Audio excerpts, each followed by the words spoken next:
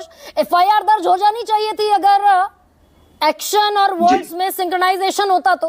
भाई हम कहते हैं बेटी पढ़ाओ बेटी बचाओ, उत्तर प्रदेश की सरकार, उत्तर प्रदेश की पुलिस ये गूंगी बहरी क्यों बनी हुई है? एफआईआर क्यों नहीं लॉन्च अभी तक?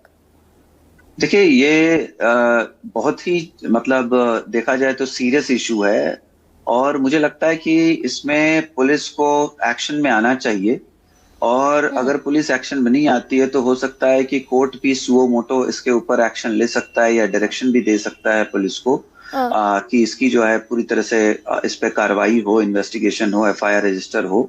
इस तरीके का मुझे लगता है कि आ सकता है आगे नहीं, चल करके। पिछले 1.5 दिन से ये घूम रहा है आशुतोष, ये जो बयान है, और इसके पहले कितने बयान हमने निकाल दिए।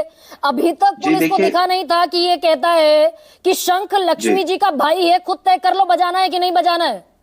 ये पुलिस की ये पुलिस के कॉग्निजेंस में नहीं है इस तरह के बयान।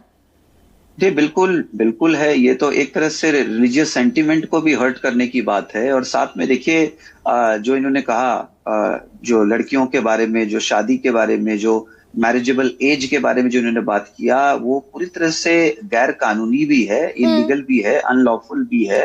और हम जानते हैं कि जो हमारा कानून है, the prohibition of child marriage act जो बनाया गया था, उसमें हमें अच्छी तरह से पता है कि महिलाओं के लिए 18 साल और पुरुषों के लिए 21 साल का एज इसमें तय किया हुआ है।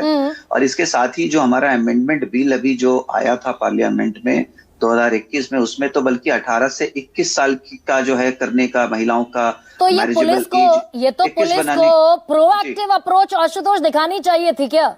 बिल्कुल दिखानी चाहिए क्योंकि ये पब्लिकली बोला गया है और हम जानते हैं कि इवन अगर हम बीएनएस की भी बात करें तो ये एक पूरी तरह से डिफामेटरी स्टेटमेंट है। और ये जो है डिफामेशन जो है एक्सप्लेन्ड है सेक्शन 356 में बीएनएस में। और इसके अलावा अगर हम देखें जो सेक्शन 11 है, the prohibition of child marriage act, उसमें भी पनिशमेंट है कि आप किसी भी बच्चों के शादी को अगर आप प्रमोट भी करते हैं, आप इंसाइट करते हैं या उसको अबेट करने की कोशिश करते हैं, तो उसमें भी सिर्फ इतना करने के लिए भी 2 साल का जो है पनिशमेंट है उसके अंदर, इस कानून के अंदर ही प्रोविजन है। इटावा में यादव समाज के 2 लोग कथा बांचने चले गए थे, उन पर पेशाब कर दिया गया, चोटी कटा दी गई, सिर मुंडवा दिया गया, नाक रगड़वाई गई।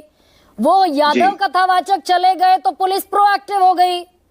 ये अनिरुद्धाचार्य, अनिरुद्धनाथ तिवारी पिछले 2 बरस से कुछ भी बोले जा रहे हैं और पुलिस अपना भजन संध्या में लगी है। जी देखिए, पुलिस को हर तरीके से इम्पार्शियल होना चाहिए और उनको हर व्यक्ति को, हर इंडिविजुअल को एक तराजू में तौलना चाहिए। और मुझे लगता है कि इसमें कोई पॉलिटिसाइज होकर के कोई काम पुलिस को नहीं करना चाहिए। पुलिस एक इंडिपेंडेंट अथॉरिटी बनाई गई है। एग्जीक्यूटिव हमारा जो कॉन्स्टिट्यूशन है उसमें चाहे एग्जीक्यूटिव हो, लेजिस्लेचर हो या जुडिशियरी हो, तीनों को अपने डिफरेंट पावर्स दिए गए हैं। सर एफआईआर होनी चाहिए ना, दिया गया है। जी एफआईआर बनती है इस पर या नहीं बनती?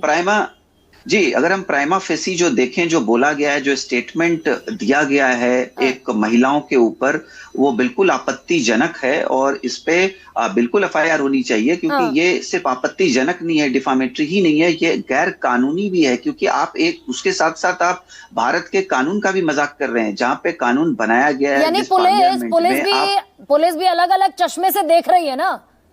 ये सूट करता है, ये अगर सूट करता है कि 35 टुकड़ों में काट डाली जाएंगी या 35 टुकड़ों में किसने काटा श्रद्धा वॉलकर को, आफ्ताब ने काट दिया, तो हिंदू मुसलमान करता है तो पुलिस को सूट करता है ये आदमी।